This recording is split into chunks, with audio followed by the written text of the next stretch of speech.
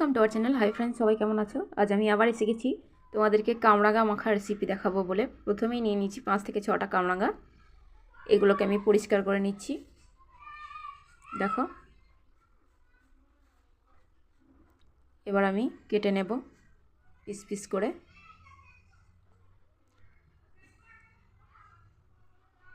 একইভাবে সব কামরাঙাগুলোই আমি পরিষ্কার করে নেব, দিয়ে কেটে নেব।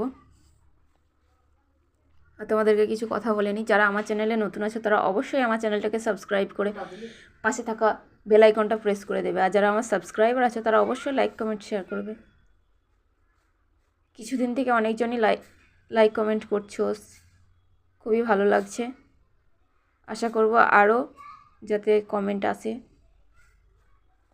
এবার আমি এখানে কিছুটা বিট লবণ আর লঙ্কা গুঁড়ো দিয়ে মিক্স করে নিয়েছি। এবার একটা স্টিক নিয়ে এর মধ্যে আমি কামরাঙাগুলোকে ভরে নিচ্ছি। দেখো, এইভাবে।